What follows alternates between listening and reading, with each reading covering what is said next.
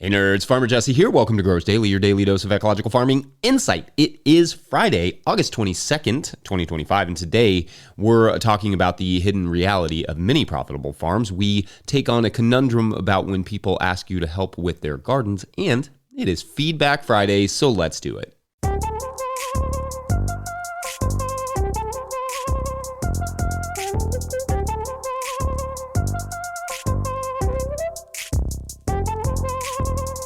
All right, happy Friday to you all. I hope everyone is harvesting or resting or planting or just hanging out or whatever it is you hoped to finish your week out with.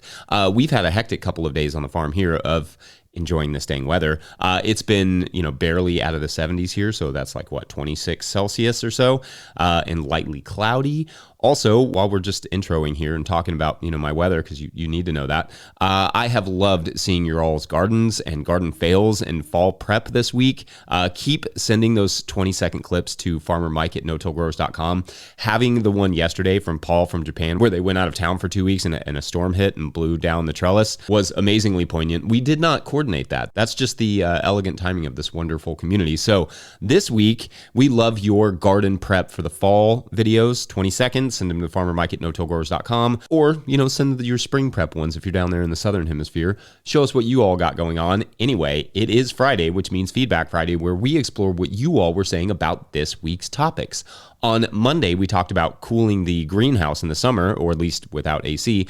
At Patricia Brandenburg, 7207, wrote, quote, Zone 6B, also in Eastern Kentucky, I'm finding it difficult to get my cool crops seeded now because of the heat. I've used shade cloths, extra ventilation, but I'm still struggling with my seedlings. My high tunnel temperature is still above 90 degrees on most days, even with the sides up and ends open with multiple fans going. My shade cloths are 50%, but I'm struggling with temperatures. Any suggestions are greatly appreciated. We dug a few test sweet potatoes and they are looking great, end quote. Yeah, I mean, the high tunnel is tough. Like, the big thing with that is that we do in ours is just have that ridge vent. That just helps a lot. But, at some point when you have 90 degree day after 90 degree day, it's just going to get hot in there because the ground starts absorbing a lot of that heat and then, letting it go. But it sounds like otherwise you're doing everything right there. One thing I did want to mention, though, that I'd forgotten about with the greenhouses, not a high tunnel, but greenhouses, is lowering the tables to keep them closer to the ground. Having, tables up high, right, because heat rises, can be part of the issue. Lower is generally cooler. The only challenge being not to lower them so much that, one, you hurt your back picking the trays up and setting them back down, and two, lowering them so much that critters are like, thank you. Also, on the high tunnel front, maybe some mulches would help just to keep it kind of cool at the surface level. Obviously watering, maybe even some misting if necessary, or if you can do that. Obviously with things like tomatoes, that's a little tougher, but water does cool things down, so just making sure there's good irrigation in there. Also, unrelated, at Victor Rodriguez 1478 wrote, quote, I love that you watch soccer. I watch a few games between the Premier League and La Liga from Spain. LOL. Thank you for all the knowledge, end quote. Thanks. And indeed, I love soccer, probably too much. Now, I recognize professional soccer is definitely not the most environmentally conscious thing in the world, but I'm heartened at least slightly by the teams that care. Shouts to clubs like Udinese Calcio, Vermont Green FC, which congrats on the title, y'all, Forest Green Rovers, and etc., who are doing what they can to limit their emissions and even involve their fans. And I've talked before about how I could see, and some clubs are somewhat working towards, a world where stadiums are not just like waste centers, but rather places where people can gather, energy can be collected, compost can be made, etc. Sports are ancient, and to me, they have an important societal place, but they are also inarguably a long way out from making any environmental sense. So I definitely struggle with the waste my beloved soccer generates, and hopefully more clubs will work on promoting more ecological environmental stewardship. I'm here to help if you need me, Brighton. I mean, a soccer nerd can dream. On Tuesday, we talked about the potential of land to manage weather extremes, and at Trish3580 wrote, quote, hey, Jesse, really appreciate your sharing of ecological/environmental news in segment 1. Maybe it's always a segment 1 on a certain day, but haven't paid attention to that. The info you share is priceless. Thank you, end quote. Thanks. And no, it's not always on a certain time or day that I start ranting about environmental stuff, but usually for a little behind the curtain, I will get caught up watching, reading something over the weekend and just want to talk about it on Monday or Tuesday. That's pretty much how things get decided here. In this case, it was Hurricane Katrina. Next week, who knows? knows? Maybe fossil water, which is a fascinating concept I recently learned about. We'll see, though. I asked for a couple examples that day of ways in which you have seen environmental changes, affect your region. At Okatopia said that, quote, locally, a lot of the forest was chopped down to make way for new houses. The wind didn't have anything to slow it down on its way through our town anymore, end quote. Well, that's a bummer. I can attest myself to what trees can do for wind, having just moved from one very exposed farm to one with some nice trees and outbuildings around that help protect the wind. And I'll just say I sleep much better having those wind breaks. At JMASUO, I'm not sure how to pronounce it, wrote, quote, California's Central Valley continues to sink because of overpumping of groundwater, end quote. And the sinking thing is true. A recent study from Stanford showed that parts of the Central Valley had sunk by an average of an inch per year since 2006. So that ain't great. New Orleans is also sinking from the poor land management. In some areas, like the airport and unfortunately around some of the levees, it's sinking by as much as an inch per year. Interestingly, a couple of areas have actually risen there too because better water management, suggesting that, who knew, better water and land management can help. Lots of good comments that day on seed saving as well, which is fun. Good on you all. Why do any of this if you're not going to play around and adapt some dang seeds? On Wednesday, we had the great John D. Liu on the podcast, and that was so much fun. I think it's important to see these sorts of projects that in just 15 years can really transform an entire ecosystem. So lots of good feedback there. At Barrister noted, quote, I'm sensing that there can be a tension between agriculture and ecological restoration. I know Jesse and other thoughtful folks will continue to push the idea that small-scale ecological farming is at least compatible with larger ecology goals and hopefully be a strong ally of those solutions, small and large, end quote. Thanks. And to an extent, I do think there's a bit of a tension. Agriculture is in an interesting place where it can be, the cause of ecological degradation or just as easily the solution. Ag can deplete soils, poison waterways, air, all of that stuff. But also, when done well, it can play a huge role in fixing ecosystems and cleaning water and cleaning air and fixing hydrological cycles. Now, ag alone can't do that on the scale that we need it done. Large-scale restoration needs, in many cases, restructuring of waterways, large native plantings, sometimes rest to recover from agriculture and grazing and that sort of stuff, then a good management plan to maintain it. But I think the tension is largely with the public who believe that land would be better off without humans. That is just factually not true. Humans can play and have for millennia played an active role in making ecosystems more vibrant and healthy, restoring and saving hydrological cycles and so on. We are part of the ecosystem, try as we may to not be, and have been for quite a while now, ever. And we bring some helpful tools to the mix, one of them being ecological agriculture. Then on Thursday, we talked about getting bugs out of your lettuce, and Insane Lampshade asked, quote, how do you deal with eggs stuck to lettuce/other leafy greens, often too small to notice and don't fall off easily as a bug when washing, end quote. Okay, yeah, great observation here. Ladybug eggs, for instance, are often on the undersides of leaves, and it can be hard to spot them. And really, this is the other thing you were doing in the micro inspections, is looking for those sorts of egg sacs. So yeah, as you're inspecting, like I discussed the other day, you're just like picking out leaves with eggs as best you can. The reality is on an ecological farm, it will be impossible to get 100% of everything that was in your field out before it gets to the customer. I mean, not without like a machine that does it. However, you try to get as much as you can, especially the more ick factor things like bugs. And then if a customer complains, just do what you can to remedy the situation.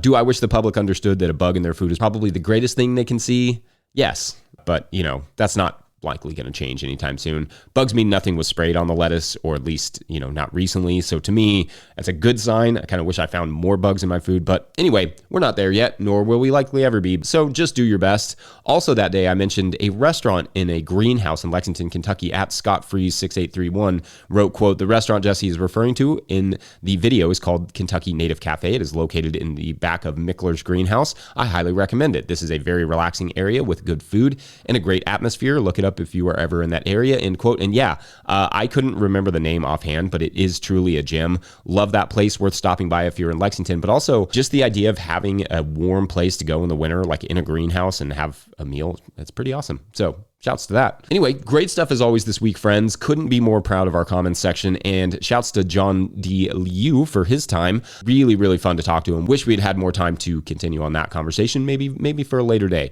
Otherwise, we're going to take a quick break, and when we come back, some of the hidden realities of the perfect farm, BRB. Hey, so I almost forgot to mention that we have some new merch.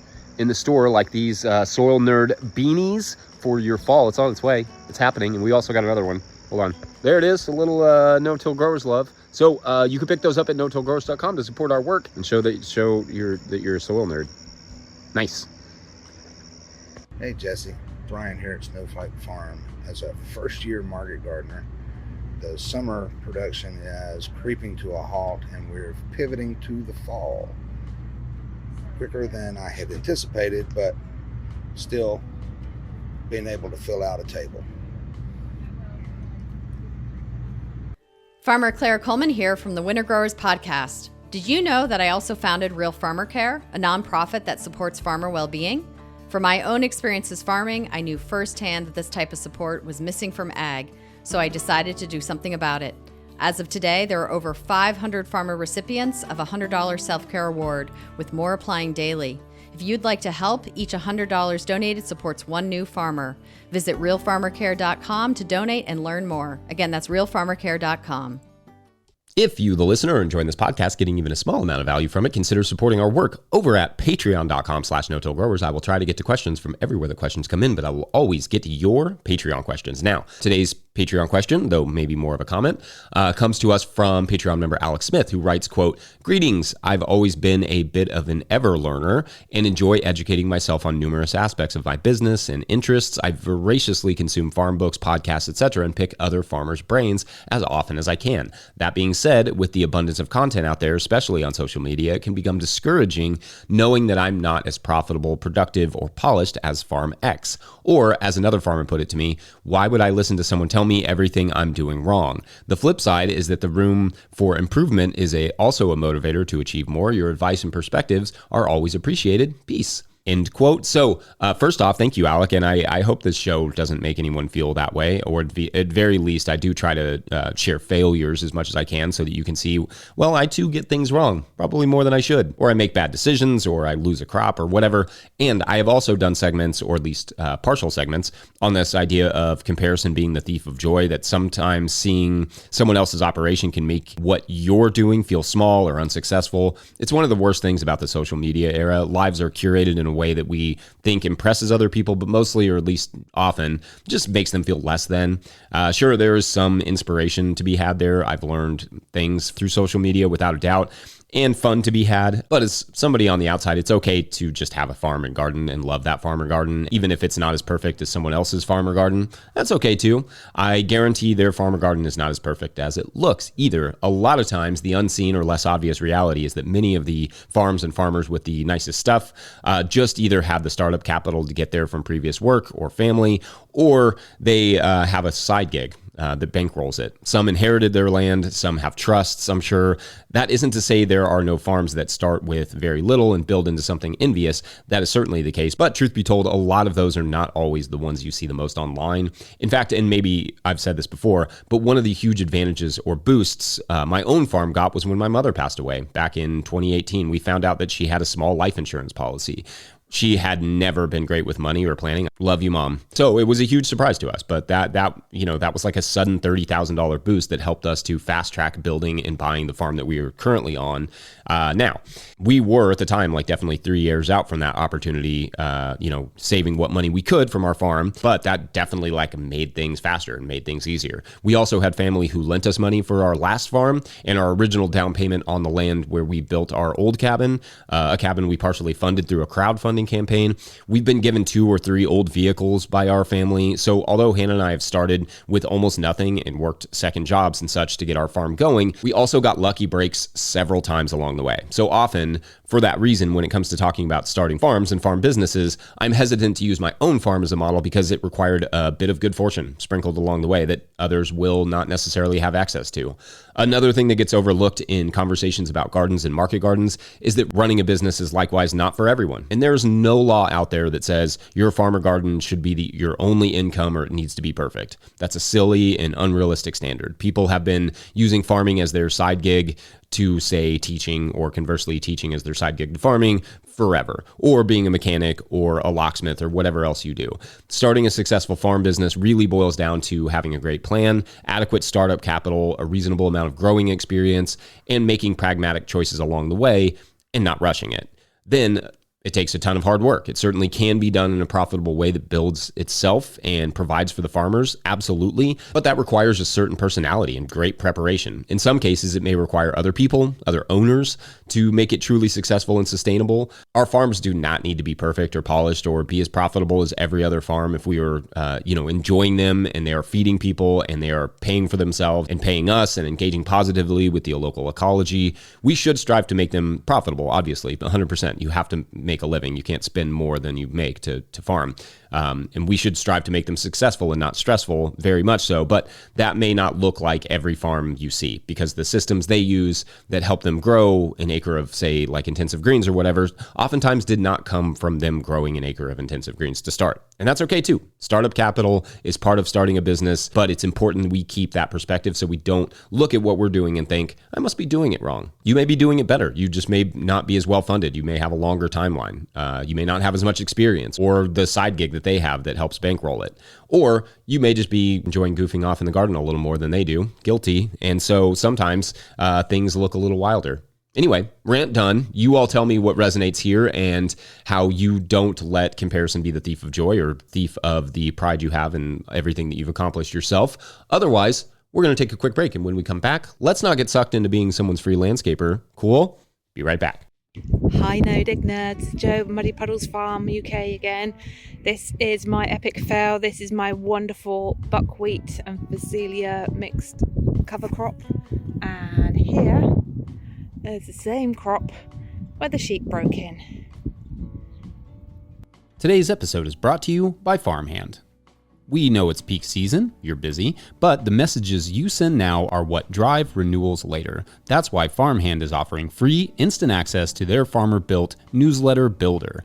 No demos, no setup fees, just drop your logo, upload your list, and start sending farm-branded emails that boost sales, engage members, and save you hours each week. Get free access today at farmhand.partners/no-till. That's farmhand.partners/no-till. All right, back to the show. All right, so there was a fun and interesting comment/question on Tuesday's episode where at times I pee myself. Oh, I see what you did there. IP, like IP address. Anyway, they write, quote, I got a question. What do you do about friends and family that are getting into gardening, which is fantastic, but they're not really getting into gardening? I go over and do a ton of prep work and help them structure their layout, bring in compost or cover crop or whatever that we end up doing. But then, like right now, multiple people begging me to come over there and fix their garden because they did not keep up with it through the summer. And I mean, when I say I helped them with prep work, all they had to do was lightly hoe and water and keep the rotation going. That's not what happened in any of my situations. So my question is, how do I politely get out of helping them? And how do I instill motivation and responsibility into them, LOL? And if that's impossible, how do I detect the ones that are gonna lazy out? Thank you, Jesse, and your book is so good. I recommend it to everyone, end quote. Okay, so thank you. Thank you for the kind words about the book. Love to hear that. Glad it's been helpful. Second, this is a fun and interesting situation because it's not like someone saying, hey, will you come out, help me figure out what I'm doing wrong with this, I don't know, sourdough starter, but rather, hey, will you come over and do one of the hardest, most time-consuming hobbies imaginable for me? Basically, what you're doing is free landscaping, and that should probably kindly be explained to them, as you suggested. However, some of this sounds like it's maybe just a little bit of a setup and communication issue. Now, obviously, hindsight is 20/20 and all that good stuff, but before installing new gardens like this for someone, we should all make sure to detail what it means and what it will take to maintain it. Otherwise, we will all end up in a situation like this because although sure, if you layered massive amounts of compost over a garden, that person could maybe get away with a year without needing any sort of weeding really, but the chances of that are relatively low and the amount of upfront work, depending on the amount of space they want in gardens, would be tremendous. Then the upkeep would be significant year to year and they should understand that responsibility from the get-go because if they do, they will not likely want a garden or at least not one that big. They should definitely be a part of that initial setup too so they can figure out how big they really want the garden based on the installation work because that's going to be representative of what it's going to take to keep it up. Of course, that's not going to help you now. And if they didn't hear that in the beginning, well, you may have to take the L on that and say you should have been more clear about how much active work it was going to take to maintain it. Keep in mind, or rather make sure they keep in mind, that people get paid really, really well to do the types of work that you're doing. Again, landscapers and gardeners. And that it's not a simple task that anyone can just bust out quickly. I might also suggest telling them that they should shrink their gardens to what they can maintain themselves. It sounds like how much ever land they had prepped this year was just too much. How much could they scale it back to make it reasonable? Also, maybe give them some quick fixes. Like, if a garden bed gets out of hand, mow it and cover it with a thick layer of hay or straw. So the emphasis on they here, don't have to do a ton of work to reclaim that bed. Now, if this is family, that makes it a little bit more sensitive and complicated. But like I said, sometimes the best thing to do is just say, I should have been more clear about what the garden would require. So let's turn this into something you can manage yourself. Until someone has gardened themselves, it's hard to describe how hard this work can be. But as the phrase goes that I got from our friends Mikey and Kez down in Australia, I should check in with them. They'd make a great interview. Clear is kind. Just be clear with the people who you did these gardens for, even though it's hard. Because not doing that could build resentment, or they may not understand why you just ghosted them next year when they come calling again. Anyway, great question, and I love these little specific conundrums we all find ourselves in from time to time. Hannah and I once had some family assume we were really good at tree management just because we grew vegetables, and asked us to do a bunch of tree work. We were happy to oblige, but there's definitely a disconnect between what people think we do and how much they can ask us to do, and what we have the capacity to do. So anyway, farmers and gardeners do not have the capacity in most instances to do more farming. So be kind and do not ask farmers to do extra work that you could do and should do for your own health and enjoyment yourself. Anyway, I think that's it for this Friday. I've got more Premier League action to attend to this weekend. Let's go Brighton and Hove Albion. Our Louisville Racing team is also fighting to stay in the NWSL playoffs. So if you need something to root for, there's that on Sunday. My kids have games for me to coach as well. So always important to remember that fact. And of course, we will likely take in some more nature this weekend as well, in all of its glory. It's going to be a fun and busy and maybe even relaxing weekend. We shall see. Don't forget, No Till Growers is now officially a nonprofit 501c3, so donations are tax deductible and greatly appreciated. Please make sure to like and subscribe and or follow wherever you're getting this podcast. That's an easy way to help us out. Enormous thank you to all of our show sponsors. And if you'd ever like to sponsor this show, you can reach out to Farmer Michelle at notillgrowers.com. Huge shouts to Willie Breeding for the theme music, Mike Hilbert for the production help and editing. Also, shouts to Epidemic Sound for the background music that you can hear. Time to let go. I'll wait. Pick up a hat or a copy of my book, The Living Soul Handbook. Oh, I rocked the corduroy today. That's fun. At notillgrowers.com to support our work. Big thank you to everyone over at patreon.com/notillgrowers, where at a certain level, or if you just bump up from one level to another, or you sign up in the month of August, which is slowly fading, you get a shout out on the show. So big shout outs today to Chloe. Chloe's fun to say. And Patrick Weaver. Keeping it going. All right, so our 4 recipients of the letter that we all remember from this week's story, who had just inherited 4 different plots of land and are, all standing there before the lawyer, who starts to tell them that the reason they were all selected for this opportunity was because the skills they bring to the table. They knew they were looking for land, but also they knew the types of farmers that would maybe work together well. So the estate's owner had been a billionaire, right? Because they'd have to be, but also a private detective, because billionaires need something to do, I guess, and had spent time envisioning this land for the past decade of his life. Basically, he picked 3 different types of farmers and decided to give them their own properties, but wanted to incentivize collaboration among the 4 farms by spreading the infrastructure over the land. Then our young couple asks, they're farmers, but why us? The lawyer tells them, well, this business needs people who understand numbers and who love farming. Finding you was the hardest job because you would be surprised how few people who want to farm actually understand what it takes financially, and conversely, how many people understand finances who want to farm. And it's true, our young couple both work as accountants and had already mapped out the entire budget enterprise for all 3 of these types of farms, so that was convenient and a little creepy on the part of the, the billionaire detective, whatever. Okay, so free land, taxes. What's the catch? The farmers ask the lawyer. The lawyer responds, well, the catch is you have 24 hours to decide if you want to accept the offer and build a giant farm here together. Will they do it? Would you? That is for your imagination, because this story's over. Anyway, that's the end of Co-Opportunity Farm. I still like What the What. Anyway, thanks for watching and or listening. We'll see you on Monday. Bye.